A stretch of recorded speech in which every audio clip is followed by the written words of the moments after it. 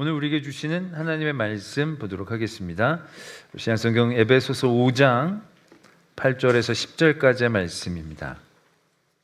제가 가지고 있는 신약성경 315면에 있는 에베소서 5장 8절에서 10절까지의 말씀 제가 봉독드리겠습니다.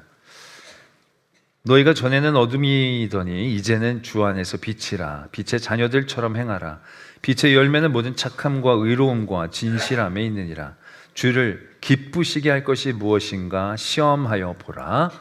아멘. 하나님의 말씀입니다. 말씀을 위해 함께 기도드리겠습니다. 사랑의 하나님 아버지, 오늘 거룩한 주의 말씀 들려주심 감사합니다. 말씀 듣게 하시고 말씀 따라 살게 하여 주시옵소서. 저희 여러 완악함과 어리석음 때문에 주의 말씀의 은혜를 온전히 누리지 못하는 그런 일이 없도록 오늘도 성령으로 우리를 붙잡아 하나님의 말씀 듣고 따라 살 수 있는 결단 허락하여 주시옵소서. 온전히 주님께 맡기오며 예수 그리스도의 이름으로 기도드립니다. 아멘. 하나님의 큰 은혜를 받은 성도들, 그 은혜를 받고 난 다음에 우리가 어떻게 살아가야 하는지에 대한 말씀을 나누고 있습니다. 오늘은 우리에게 이렇게 살라라고 말씀하십니다. 너희들에게 빛이 비추어졌으니 빛의 자녀들처럼 살아라 라고 우리를 도전하십니다. 전에 우리는 어둠이었다라는 겁니다. 근데 그 어둠에 그리스도가 빛을 비춰주십니다. 이제 우리는 빛 안에, 빛 가운데 있는 것이고 빛의 자녀로 빛에 합당한 삶을 살아야 하는데, 오늘 말씀은 그 모습을 열매를 맺는 삶이라고 얘기합니다. 그 열매는 착함과 의로움과 진실함이라는 열매입니다. 네, 우리가 주의 은혜를 받고 주의 빛에 합당한 사람으로 살아가기 위해 열매를 맺어야 한다는 말씀 듣게 됩니다. 그런데 오늘 우리에게 도전하시는 열매가 약간 우리가 생각하는 열매와 성격이 다름을 발견해야 합니다. 성령의 열매, 우리 이런 얘기도 많이 들어보지 않습니까? 근데 성령의 열매는 사랑, 희락, 화평 이렇게 쭉 진행이 됩니다. 우리가 열매로 맺고 뭔가 가졌을 때 굉장히 좋은 어떤 그런 내용들과 이름들을 가지고 있죠. 우리 삶에 사랑이 있으면 좋죠. 기쁨이 있으면 좋죠. 평안하면 바랄 게 없죠. 성령을 따라 살면 그런 열매를 우리가 갖는다고 할 때 별로 불만이 없습니다. 근데 우리에게 빛이 비춰져서 빛의 자녀처럼 사는 것은 열매를 맺어야 되는데, 어떤 열매를 맺어야 되느냐? 착함과 의로움과 진실함이라는 거예요. 근데 이건 우리가 열매라고 얘기하기엔 뭐 약간 좀 2% 부족한 내용을 갖고 있다는 얘기죠. 우리는 착함을 열매라고 생각하지 않아요. 착하게 살 때 우리가 얻게 되어지는 어떠한 하나님으로부터의 반응을 열매라고 생각하지요.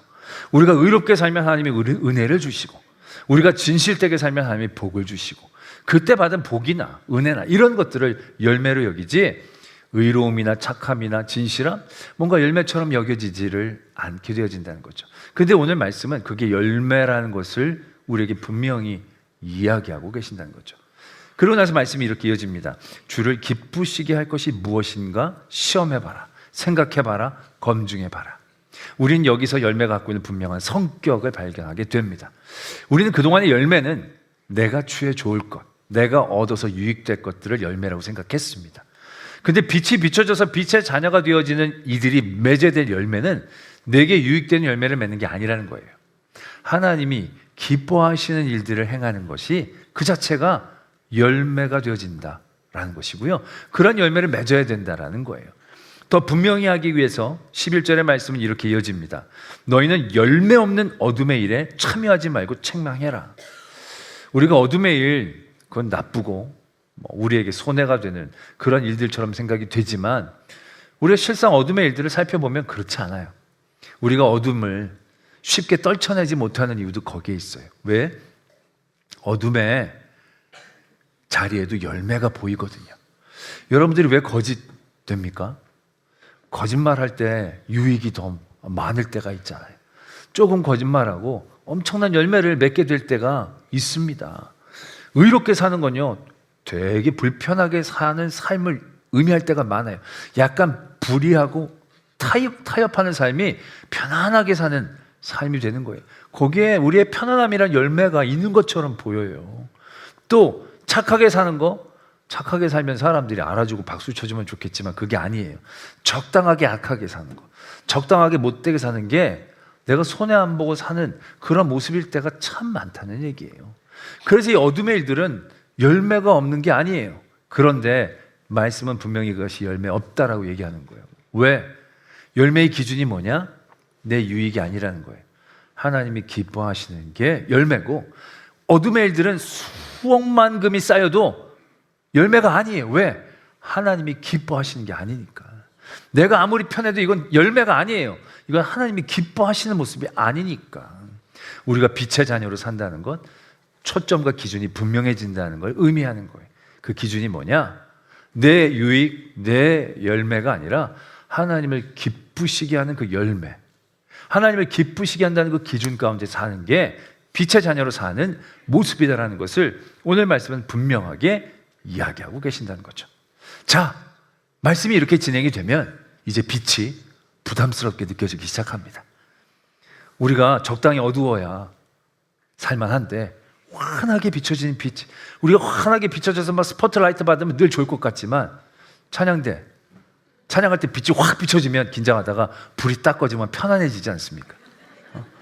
뭔가 더 할 수 있을 것 같고 뭔가 더 자유로울 것 같고. 근데 이제는 안 된다는 거예요. 빛이 비춰져서 우리가 그 빛에 합당하게 살려고 하나님의 기쁘시게 하기 위해 늘 열매를 맺어야 되는 삶을 살아가야 한다라고 생각할 때 상당히 부담스럽고 갑갑하게 느껴질 수밖에 없는 대목이다라는 얘기죠. 하나님, 빛을 비춰주신 건 고맙지만 낮밤을 주시면 안 되겠나? 적당한 그늘도 좀 주시면 안 되겠나? 그런 바람들이 우리 안에 생긴다는 거예요. 근데 오늘 말씀은 아니다라는 얘기죠. 하나님이 너희들에게 빛을 비춰주신 그 빛 안에서 너희들은 하나님을 기쁘시게 할 것이 무엇인지 생각하는 초점을 가지라는 거. 이게 진짜 지혜거든요. 이게 진짜 복이거든요. 이러한 상황들이 우리의 현실 삶에서 어떻게 적용되고 어떻게 나타나게 되어지는가? 그 좋은 예가 다윗의 사건 가운데서 나타나게 됩니다.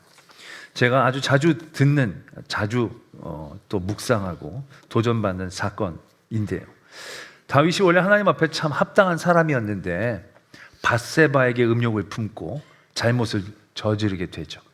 그래서 밧세바가 아이를 갖는 거예요.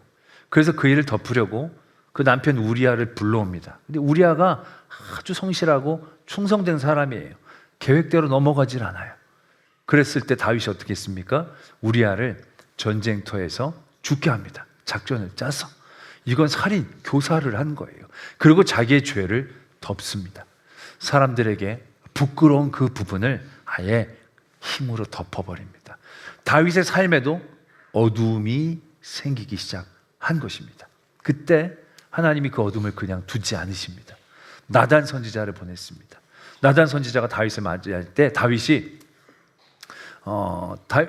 이제 나단 선지 기쁘게 맞이했겠죠. 반갑게 맞이했을 겁니다. 그때 나단이 다윗에게 이렇게 얘기합니다. 우리나라에 한 부자가 있는데 이 부자는 양도 많고 소도 많아요. 근데 손님이 찾아왔는데 그 옆에 가난한 사람이 한 사람 사는데 이 사람은 암양 새끼 한 마리만 있어요. 그런데 암양 새끼는 먹으려고 키우는 게 아니야. 딸처럼 키우는 그러한, 말하자면 반려양이야. 그런데 이 부자가 자기한테 손님이 찾아왔는데 이 양을 뺏어다 대접을 한 겁니다. 그 얘기를 듣고 다윗이 아주 분노하게 됩니다. 우리나라에 그런 사람이 있을 수 없다. 당장 죽여야겠다. 라고 화를 냅니다. 그때 나단이 얘기하죠. 빛을 확 비춰버립니다. 그게 바로 당신입니다. 다윗은 자신의 어둠에 가려진 것들을 스스로도 잊으려고 애를 썼던 것 같습니다. 나단이 왔는데 그 말에 대하여 깨어있지를 못하는 거예요. 자기가 아닌 줄로 생각하고 있었다는 얘기죠. 그 자리에 빛을 비춰 주십니다. 그리고 하나님이 벌을 선고하십니다. 첫 번째 벌은 너희 집에 칼이 끊이지 않겠다. 두 번째 벌을 선고하십니다. 네가 은밀하게 다른 남자의 아내를 뺏었기 때문에 너의 아내들은 백주대낮에 사람들에게 뺏김을 당할 것이다. 무시무시한 벌을 선고받게 됩니다. 근데 그때 다윗이 어떻게 했느냐면 아무런 변명도 하지 않았습니다. 딱 한마디 합니다. 내가 여호와께 죄를 범하였습니다. 자기의 죄를 그냥 딱 인정합니다. 그러고 나자 나단 선지자가 이렇게 말을 이어갑니다. 하나님께서도 당신의 죄를 용서해 주셨습니다. 그래서 당신은 죽지 않을 겁니다. 그런데 당신이 낳은 아이는 반드시 죽을 것입니다. 세 번째 벌이 선고가 되어지는 겁니다. 그리고 아이가 병에 걸려 시름시름 앓기 시작합니다. 그 얘기를 듣고 다윗은 식음을 전폐하고 땅에 엎드려 하나님 앞에 기도하기 시작합니다. 7일 동안 기도합니다. 아무것도 먹지 않고 신하들이 막 말립니다. 듣지 않고 간절히 하나님 앞에 기도합니다. 근데 7일째 아이가 죽습니다. 분위기가 이상해요. 신하들이 말을 못하는 거예요. 이렇게 괴로웠는데 죽었다고까지 얘기하면 완전히 기절할까 봐 말을 못하는 거예요. 다윗이 묻습니다. 애가 죽었냐? 네, 죽었습니다. 근데 그 얘기를 듣자마자 다윗이 몸을 깨끗이 하고 여호와의 전에 들어가 하나님 앞에 예배를 드리고 먹기 시작합니다. 신하들이 놀라서 아니 어떻게 이러십니까? 라고 물었더니 다윗이 이렇게 얘기합니다. 아이가 살았을 때 내가 금식하고 운 것은 혹시 여호와께서 나를 불쌍히 여기서 아이를 살려주실는지 누가 알까 생각함이거니와 지금은 죽었으니 내가 어찌 금식하랴 내가 다시 돌아오게 할 수 있느냐 나는 그에게로 가려니와 그는 내게로 돌아오지 아니하리라 하니라. 다윗은 완전히 티처럼 행동합니다. 현실적으로 이해를 합니다. 이게 이렇게 무자르듯이 할 수 있는 거예요. 맞는 말이지만 이렇게 하기 쉽지 않은 거예요. 다윗이 근데 무자르듯이 아주 현실적으로 이해하고 판단하고 행동합니다. 전 이 대목도 놀라운 거예요. 왜? 벌이 3개가 선고가 됐어요. 애가 시름시름 앓기 시작한 거예요. 간절히 하나님 앞에 기도하면 용서해 주실 줄 알았어요. 근데 애가 죽은 거예요. 3번째 벌이 실행되는 겁니다. 이건 무엇을 의미하느냐? 2번째, 첫 번째 벌도 실행될 것이라는 것을 의미하는 거예요. 굉장히 공포스러운 거예요. 굉장히 두려운 삶인 거예요. 이제 2번째, 내 아내를 빼앗겨 백주대낮에 내가 왕인데 그리고 우리 집에 칼이 피가 끊이자 야 이거 어떻게 될까?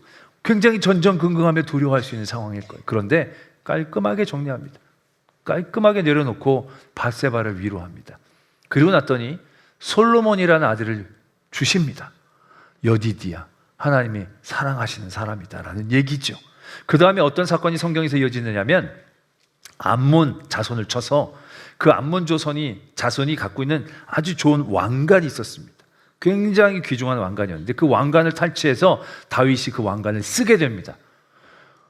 그 죄가 있어서 벌을 받았지만 또 다른 아들도 주셨고 전쟁에서 이겨서 면류관까지 쓰게 해주신 거예요. 다윗의 마음 안에는 야, 그 죄에 대한 벌이 지나가려나? 하나님 또 나를 이렇게 복 주시는 건 이제 그 벌을 하나님께서 실행하지 않으시려는 것인가? 라고 생각할 수 있는 대목이에요. 근데 말씀이 이렇게 이어집니다. 그 후에 이 일이 있으니라. 연관이 있다는 거예요. 그렇게 좋은 일이 있었지만 하나님이 다윗에게 선언한 벌은 사라진 게 아니었다는 게예요.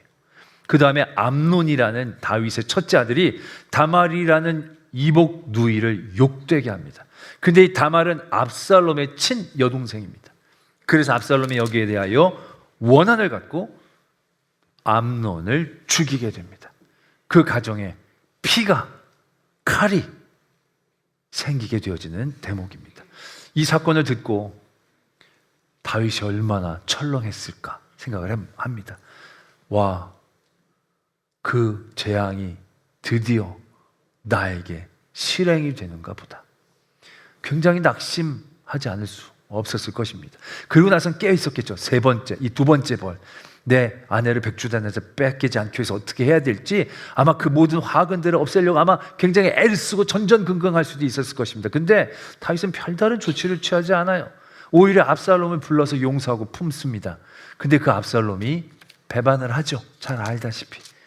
그래서 갑작스럽게 일어난 반란 때문에 다윗이 예루살렘 성을 비우고 도망치게 됩니다. 압살롬이 예루살렘 성에 들어와서 첫 번째로 한 일이 뭐냐? 다윗이 남기고 간 후궁들을 백성들 앞에서 취하는 일을 한 겁니다.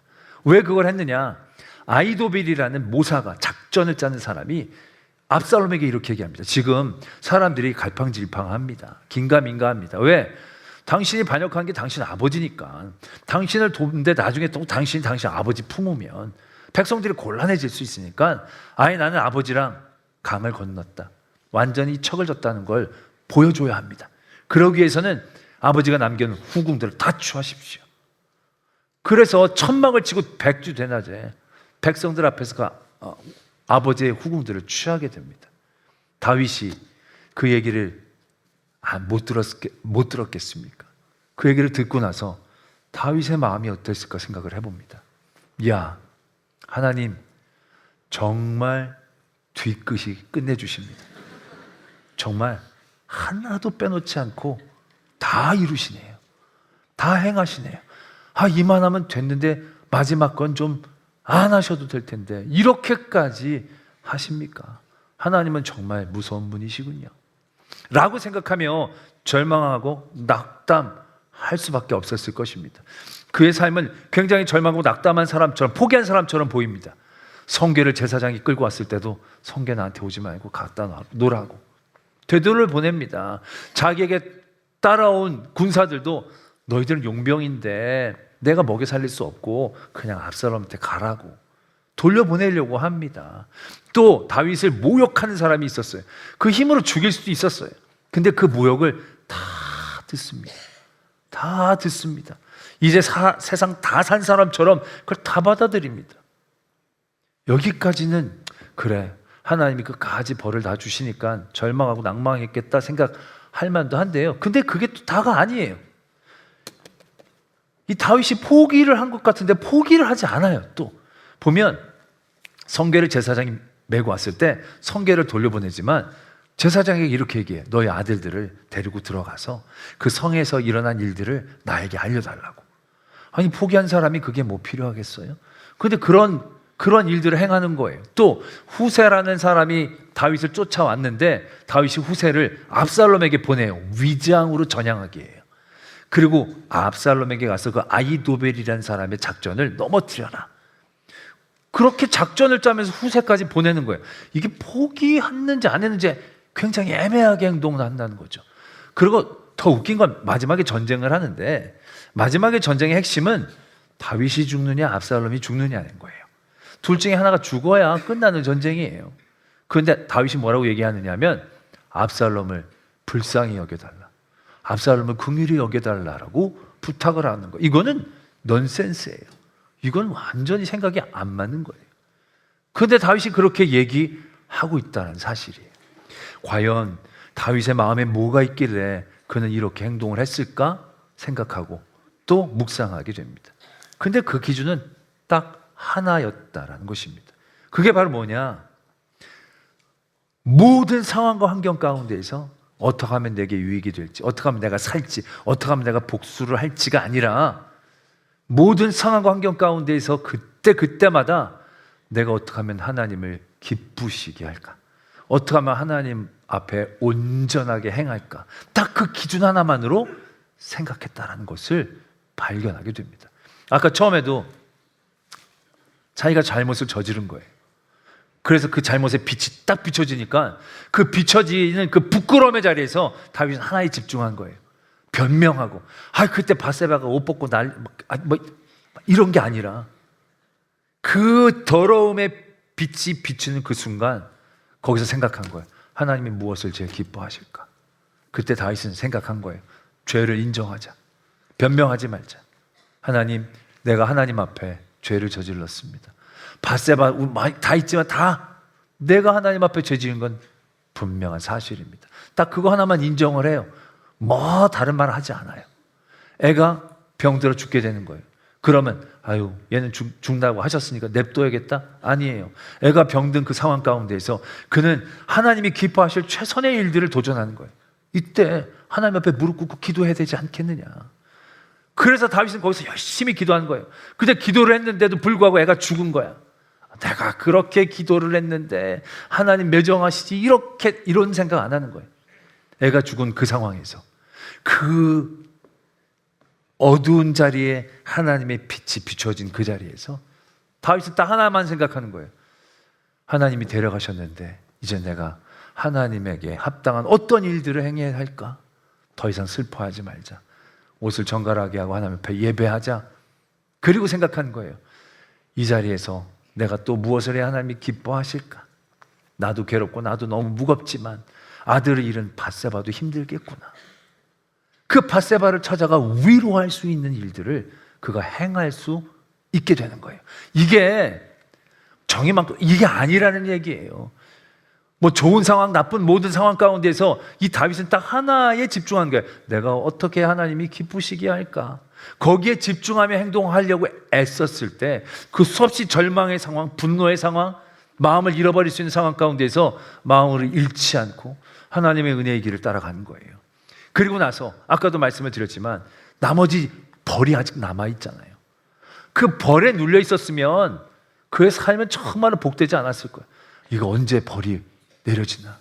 그래서 암논이 막 그 잘못하면 암논 반 죽이고 막 그 일들을 막으려고 막 애를 쓰고 혈안되어진 그런 삶을 살았을 거예요. 근데 다윗은 그 모든 사건 가운데에서 아유 이 벌이 또 왔네. 드디어 하나님 뒤끝 기네. 이런 반응이 거의 없어요. 다윗은 그때그때 그 상황 그때에서 하나님의 생각에 집중하는 거예요. 압살롬이 반란을 일으켰다는 거예요. 도망갑시다. 성궤를 가지고 온 거예요. 근데 그때 생각한 거예요. 하나님이 이 상황에서 하나님이 기뻐하실 게 뭘까? 내가 가져가면 내게 유익이 있겠지. 내 유익에 대한 기준을 버린 거예요. 하나님이 기뻐하시는 것들을 생각하는 거예요. 온전히. 그러니까 이건 내가 가져가면 안 될 것이 분명해지는 거죠. 성궤는 성막에 안에 있어야죠. 갖다 놓으십시오. 하나님이 기뻐하시면 나를 다시 불러 보게 하시지 않겠습니까? 다윗은 그렇게 생각하는 거예요. 다윗이 가는데 어떤 사람이 자기를 모욕해. 지금 완전히 불난집에 부채질을 하는 거예요. 그거 그냥 하나 죽이는 건 일도 아니야. 근데 그 작은 일에 안에서도 다윗은 한 가지에 집중한 거예요. 내가 이렇게 욕을 먹고 있는데, 나를 욕할 자격이 없어 보이는데, 가 아니라 이런 상황에서 하나님이 기뻐하실 일들이 뭘까? 하나님은 뭘 원하실까? 를 생각하고 집중하는 거예요. 그때 다윗이 이렇게 얘기하는 거예요. 부하들이 죽이겠다고 하니까 그냥 둬라. 하나님이 시키셔서 하는 일이라면 우리가 막으면 안 되지 않겠느냐. 만약 하나님이 시키신 일이 아니라서 저 사람이 막 얘기하는 거라면 하나님께서 그를 치시리라. 그걸 그렇게 이해를 하는 거예요. 마지막 전투에서도요. 전쟁에 앞서서 그가 집중한 건 어떻게 이겨야 하는지, 어떻게 압살롬의 복수를 해야 되는지가 아니었다는 거예요. 이 상황, 이 전쟁에서 내가 하나님 앞에 기쁨이 되는 일들이 뭘까? 하나님이 원하시는 일이 뭘까에 집중한 거예요. 그랬더니 압살롬을 죽이면 안 되겠다 싶은 거예요. 이게 부정이 아주 깊어서 아니에요. 여러분 지금 죽고 사는데 아버지, 아들이 어디 있어? 돈 몇 푼 갖고도 부자연 끊는 게 세상인데 뭐 다윗이 특별히 막 아버지의 정이 많아서 아니에요. 그도 인간일 뿐이에요. 그 아들 살리고 싶겠어요? 아들이 뭐 하나밖에 없는 것도 아니고. 그러나 다윗의 마음에는 부정 이상의 기준이 있었다는 거예요. 하나님 앞에 합당한. 어떻게 보면 이게 나의 죄로 인한 것인데 나의 죄 때문에 저 압살롬이 죽는 건 아니지 않겠는가? 그를 미워하는 걸 하나님이 원하시지 않지 않겠는가? 다윗은 그러한 기준 가운데서 그렇게 행동할 수 있었다라는 것이에요. 다윗이 밧세바와의 잘못을 저지르고 난 다음에 일련의 여러 가지 사건들, 그 사건들은 다윗에게 굉장히 숨기고 싶고 기억하고 싶지 않은 가장 고통스럽고 괴로운 시간일 거예요. 그 자녀가 자기를 배반하고 그 부끄러움을 당하고 모욕을 당한 그 모든 순간들, 그 더러워 보이는 그 모든 순간들을 다윗은 그리스도의 빛으로 비추는 거예요. 하나님의 빛으로 그때 그 순간들을 비추면서 그 자리에서 일어나는 거예요. 그 자리에서 버텨내는 거예요. 그 자리에서 또 다른 하나님의 은혜의 자리를 바라볼 수 있게 되는 것이에요. 그게 어떻게 가능합니까? 빛의 자녀처럼 사는 그 기준을 붙잡았기 때문에 그런 거예요. 그게 뭐예요? 하나님을 기쁘시게 하는 거예요. 거기에 비춰졌다는 거예요. 그리스도께서 더러움에 있었던 우리들에게 빛을 비추신 거예요. 더러움은, 어두움은 우리에게 더러움과 두려움이에요. 우리가 왜 어둡게 만들어요? 거기가 더럽고 두려우니까. 제가 신방을 가면 문을 다 다 걸어 잠그고 딱 마루 한 켠만 열어두시는 분들이 있어요. 그리고 목사님, 문을 절대 여시면 안 돼요 라고 얘기를 하는 분들을, 그 문 뒤에 뭐가 있습니까? 더러움이 있어요. 금이 있어서 그런 거 아니라 더러움이 있어요. 그리고 부끄러움이 있는 거예요. 왜? 문을 열면 부끄럽잖아요. 목사님이 이게 집입니까? 이렇게 얘기하면 되게 부끄러운 그 상상과 눌림 가운데 있는 거예요. 그런데 빛의 자녀들처럼 행동하라는 건 개념이 바뀌는 걸 의미하는 거예요. 그냥 사람들에게 하나님의 빛은 부끄러움과 두려움, 그래서 더 숨기고 싶은 그런 부담스러운 빛이 되는 거예요. 그런데 빛의 자녀가 된다는 건 그렇게 우리의 어두운 부분에 하나님이 빛이 비춰졌을 때 그 두려움과 더러움이 하나님 앞에 숨겨야 될 것이 아니라 하나님을 기쁘시게 할 그 요인과 시작으로 이해되어져야 한다는 거예요. 다윗이 그 부끄러운 죄를 지었을 때 빛을 비춘 거예요. 근데 그 자리에서 다윗이 부끄럽고 숨기고 변명하려는 게 아니고 덜 맞으려고 애를 쓴 게 아니고 하나님이 빛을 비추셨을 때 하나님이 기쁘시게 하는 게 뭘까? 인정하는 거예요. 받아들이는 거예요. 내 모욕의 자리, 왜 나를 이렇게 부끄럽게 하시지? 정말 절망하는 게 아니라 그럼 내 부끄러움의 자리를 비추신 이유가 뭘까? 여기서 하나님이 기쁘시게 하는 일이 뭐가 있을까? 생각이 되는 거예요. 제가 가면 문을 다 닫는 게 아니라 청소가 안 돼도 문을 다 열어놓는 거예요. 그러면서 자기가 회개하는 거죠. 목사님 보시면서 놀란 눈치를 할 때 목사님 제가 꼭 치우겠습니다 결단하고 얘기를 하는 거죠. 그럼 목사님이 진작 치우지 왜 이래 뭐 이러겠습니까?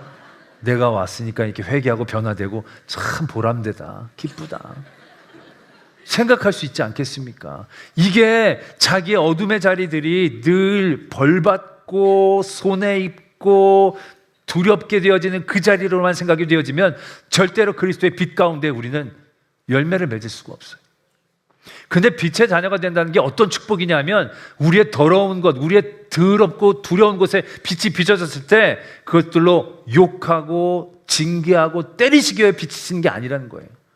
우리를 부끄럽게 하시라는 게 아니고 우리를 고치시려 하신다는 거예요.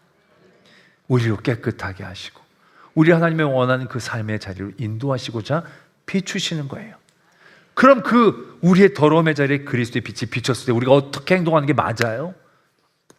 숨기고 변명하는데 급급한 게 아니고 아니 한 대 맞아도 벌을 지금 다 받잖아요. 벌을 다 받는 그 어두운 것 같은 순간 가운데서도요 다윗은 그 자리에 그 빛을 그대로 비추는 거예요. 쫓겨나는 순간에도 어떻게 하면 하나님을 기쁘시게 할까? 모욕을 당하는 순간에도 어떻게 하면 하나님을 기쁘시게 할까? 모든 벌이 다 실행되어지는 그 순간순간마다 하나님은 어떻게 하면 기쁘시게 할까? 라는 그 기준을 잃지 않았을 때 그는 빛 가운데로 행하는 성도의 삶을 살 수 있었다라는 거예요. 우리가 깨끗하게 한 다음에 빛을 비추는 게 아니에요. 우리의 모든 것에 그리스도는 빛을 비추시고요. 그 빛을 비추신 그 자리에서 부끄럽고 막 창피해서 숨는 게 아니라 그 자리에서 떳떳해지셔야 돼요. 맞아도 버리는 거 아니니까. 하나님이 비추시는 건 나로 깨닫게 하시고 하나님을 기쁘시게 하는 그 어떤 일, 착함, 의로움, 진실함의 열매를 맺기를 원하시는 그 중심 가운데 나아가야 한다는 것입니다. 그럴 때 그리스도가 우리에게 예배하고 주시는 놀라운 은혜들을 온전히 누리는 성도가 되어질 줄로 믿습니다. 기도하겠습니다. 오늘의 말씀을 묵상하시면서 내게 주신 그리스도의 빛, 그 빛에 자꾸 숨기려는 우리의 어둠이 있다면 그 어둠 가운데 내가 두려워한 것들을 바라보기 원합니다. 부끄러울까 봐, 손해 입을까 봐. 그러나 중요한 건 부끄러움과 손해가 아닙니다. 그곳에 그리스도의 빛이 비출 때 부끄러움의 자리에서도 하나님을 기쁘시게 할 그게 있습니다. 매를 맞는 자리에서도 매 맞고 버리심이 아니라 매 맞는 그 자리에서 하나님을 기쁘시게 하는 일들로 깨어나갈 때에 하나님의 더 큰 은혜를 우리에게 주시려고 하시는 것입니다. 그 우리를 향한 하나님의 사랑을 신뢰함으로 빛 가운데로 나갈 수 있는 저희들 되게 하여 주시옵소서. 이러한 기도의 제목으로 하나님 앞에 나가겠습니다. 사랑하는 하나님 아버지, 은혜 빛 가운데 나가게 해주시옵소서. 그 빛은 저희들 부담스러운 것이 늘 하나님 앞에 있는 그것임을 깨닫게 주시옵소서. 하나님 앞에 나갈 때 우리를 부어주시옵소서.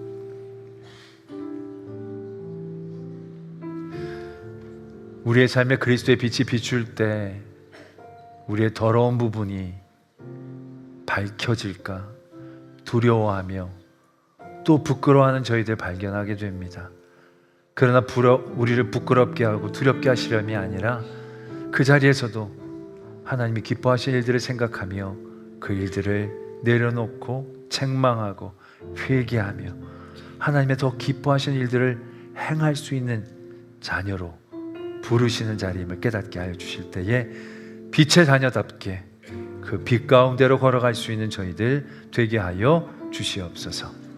믿사오며 예수 그리스도의 이름으로 기도드립니다. 아멘.